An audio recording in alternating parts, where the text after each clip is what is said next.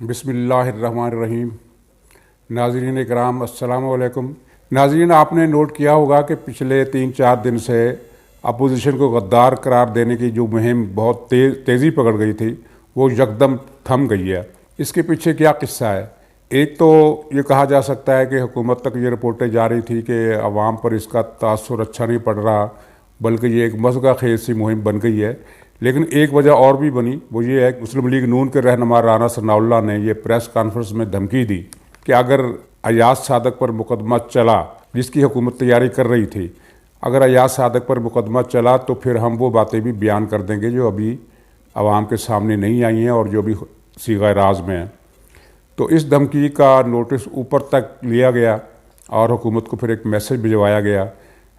کہ آپ اس پالیسی کو اب تبدیل کر دیں، تو جس کے بعد یہ مہم تھمی ہے۔ مقدمے کا قصہ یہ ہے کہ اگرچہ مقدمے کی گنجائش نہیں تھی،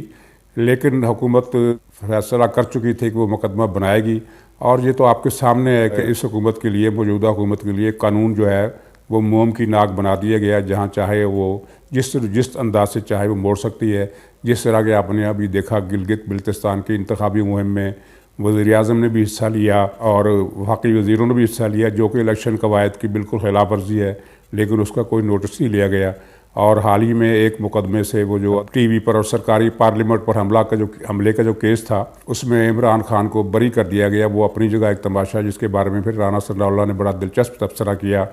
کہ وزیر اعظم کو زبردستی بری کروایا گیا ہے۔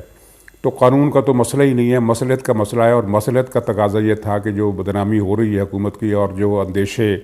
لپک رہے تھے اس حوالے سے، تو ان کو ڈیفیوز کرنے کے لیے یہ اقدام کیا گیا کہ غداری کی مہم جو ہے وہ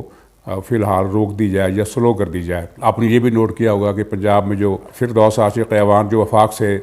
جن کو ترقی دے کر پنجاب میں بھیج دیا گیا ہے، انہوں نے پریس کانفرنس میں اپوزیشن پر حملے تو کیے ہیں، لیکن غداری کا الزام نہیں لگایا، جیسا کہ ان کے پیش رو فیاض الحسن چوہان صاحب تھے۔ وہ صبح سے لے کر شام تک یہ غداری کارڈ کھیلتے تھے اور اپوزیشن کے ہر لیڈر کو غدار اور راہ کا ایجنٹ، اور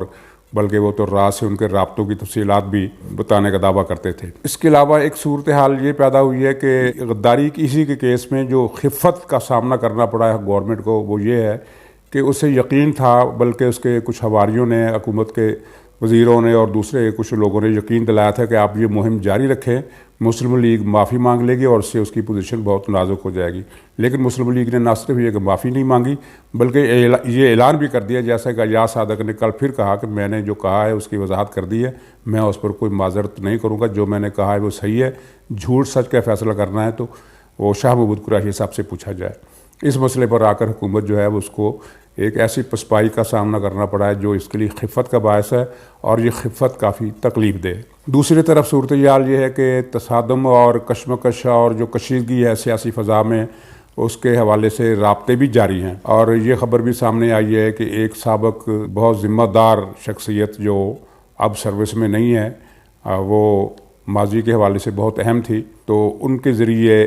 مسلم لیگ نون سے اور شریف فیملی کے کچھ دیگر اراکان سے رابطے کیے جا رہے ہیں، اور ان رابطوں کی خبروں پر وزیر اعظم صاحب ناراض بھی ہیں، اور لیکن یہ ہے کہ وہ ظاہر ناراضگی میٹھے لفظوں میں ہی ظاہر کر سکتے ہیں، زیادہ اشتعال کا مظاہرہ تو نہیں کر سکتے۔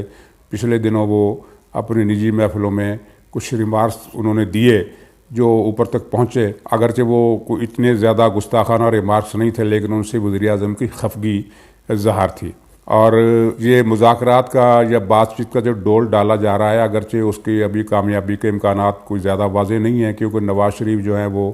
اپنی بات پر ڈٹے ہوئے ہیں کہ 2018 اور 2017 میں جو کچھ کیا گیا اس کو انڈو کیا جائے، اور انتخابات میں جو دھاندلی ہوئی ہے اس پر معافی مانگی جائے۔ یہ مطالبے ماننا ظاہر ہے بہت مشکل ہے، لیکن اس کے باوجود رابطے جاری ہیں اور رابطے ٹوٹے نہیں ہیں۔ اور اس کی وجہ کیا ہے؟ اس کی وجہ یہ ہے کہ یہ جو ہائبرڈ نظام لانے کا تجربہ کیا گیا ہے وہ بہت بری طرح ناکام ہوا ہے، اور ناکام بھی اس سطح پر ہوا ہے، اس کے لیے ناکامی کا لفظ چھوٹا ہے۔ ایک مثال میں دینا چاہوں گا، اگر ان حالات کے تناظر میں اس کو دیکھا جائے تو پھر پتہ چلے گا کہ ناکامی اور بدترین ناکامی کا فرق کیا ہے۔ مثال کے طور پر ایک فرم ہے، وہ سالانہ 10 لاکھ روپے منافع کما رہی ہے، تو جو مالک ہے وہ اس منافع سے مطمئن نہیں ہے، وہ اب وہ چاہتا ہے کہ جو مینیجر ہے اس کا، جو کمپنی کا جو پروموشن ڈائریکٹر ہے جو بھی ہے ذمہ دار، اس کو تبدیل کیا جائے تاکہ یہ منافع 10 لاکھ سے بڑھ سکے۔ وہ کہ نیا مینیجر لے آتا ہے، تو نیا مینیجر 4 صورتیں ہوں گی۔ ایک تو یہ ہے کہ وہ منافع بڑھا کر 10 لاکھ سے بڑھا کر 15 لاکھ 20 لاکھ کر دے، تو ہم کہیں گے کہ وہ کامیاب ہو گیا۔ لیکن اگر وہ منافع نہیں بڑھا سکتا، منافع کمپنی کا جو کا توں چل رہا ہے، جو پچھلے سال 10 لاکھ تھا تو اس سال بھی 10 لاکھ ہوا، تو اس صورت میں ہم کہیں گے کہ یہ نیا مینیجر ناکام ہے، توقعات پر پورا نہیں اتر سکا، کیونکہ اس سے توقع تھی کہ یہ 10 لاکھ کا منافع 15 لاکھ پر لے جائے گا، 20 لاکھ پر لے جائے گا، لیکن یہ تو 10 لاکھ منافع دے رہا ہے، اور یہ 10 لاکھ تو پچھلا مینیجر بھی دے رہا تھا۔ تیسری صورت یہ ہے کہ وہ کمپنی کا جو منافع وہ ختم ہو جائے، یعنی اب کمپنی چل رہی ہے نہ نفع پر نہ نقصان پر، تو اس کو ہم کہیں گے ناکام ترین۔ ناکام تو وہ تھا جس نے منافع بڑھانے میں کامیابی حاصل نہیں کی، اور یہ جو جس نے منافع ختم ہی کر دیا، اس کو ہم کہیں گے ناکام ترین۔ تو اب چوتھی صورت جو ہے وہ کیا ہوگی؟ وہ یہ ہے کہ بجائے یہ کہ منافع بڑھے، یا بجائے یہ کہ منافع برقرار رہے، یا بجائے اس کے کہ نہ منافع نہ خسارہ، اس کے بجائے یہ صورتحال پیدا ہو جائے کہ کمپنی 10 لاکھ 15 لاکھ کے گھاٹے میں چلی جائے، تو اس مینیجر کو آپ کیا کہیں گے؟ تو اس مینیجر کو تو ناکام کہنا، ناکام کے جو لفظ کا بڑا سستا ہلکا استعمال ہے، تو اس کی مثال وہی ہے جو اس وقت عمران خان کی حکومت ہے، کہ جو اس نے مسائل حل نہیں کیے بلکہ مسائل بڑھا دیے اور ہر طرف گھاٹا ہے۔ اور پھر یہ اس حکومت کی یہ چالاکی دیکھی ہے اپنی طرف سے، جو کہ ظاہر پکڑی جاتی ہے، مسلسل یہ دعویٰ کر رہی ہے کہ جناب کم سے کم ہمارے دور میں برآمدات میں تو اضافہ ہوا، حالانکہ برآمدات میں اضافہ نہیں ہوا، برآمدات جمود کا شکار ہیں،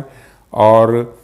جتنے بھی خسارے ہیں وہ سب بڑھتے جا رہے ہیں۔ اور پاکستان کی تاریخ میں یہ ایک انوکھا واقعہ ہوا ہے کہ گندم اور مکئی اور کپاس کی فصل جو ہے وہ بھی بہت زیادہ ڈکلائن کا شکار ہے، خاص طور پر کپاس جو ہے، اس کے بارے میں تو یہ رپورٹ ہے کہ 40%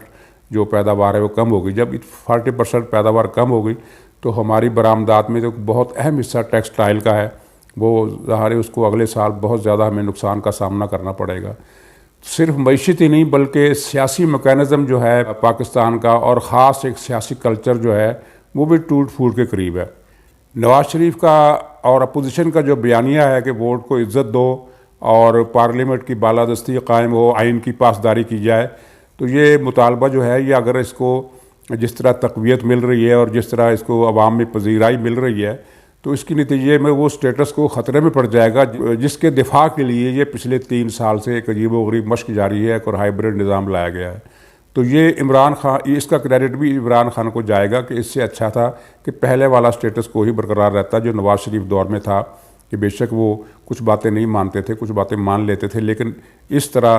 ہمارا جو سسٹم ہے اس کو چیلنج تو نہیں، کسی چیلنج کا سامنا تو نہیں کرنا پڑ رہا تھا۔ اب وہ چیلنج، اب جو سسٹم ہے جو اب 70 سال سے چلا آ رہا ہے، اس کو ایک سنگین چیلنج کا سامنا ہے، اور اگر اس چیلنج میں وہ ہار جاتا ہے تو پھر تو بساط ہی پلٹ جائے گی، اور اگر وہ ہارتا نہیں ہے بلکہ مزاحمت کرتا ہے اور زبردستی خود کو قائم رکھنے کی کوشش کرتا ہے، تو اس کے نتیجے میں جو انارکی پھیلے گی وہ نہ صرف یہ ہے کہ ملک کے لیے بہت تباہ کن ہوگی بلکہ اس سسٹم کو بھی وہ بچا نہیں پائے گی۔ تو جناب یہ سارے معاملات اور سارے حالات ہیں جن کی وجہ سے اگلا مہینہ نومبر کا جو نومبر جو چل رہا ہے، یہ مہینہ اور اس سے اگلا مہینہ دسمبر، یہ بہت فیصلہ کن سمجھے جا رہے ہیں۔ اور حکومتی حلقے اگرچہ بظاہر اپنے پریس کانفرنسوں میں اور بیانات میں اس کو بڑا ایزی لے رہے ہیں کہ جس طرح ماضی کے مہینے چند گزرے ہیں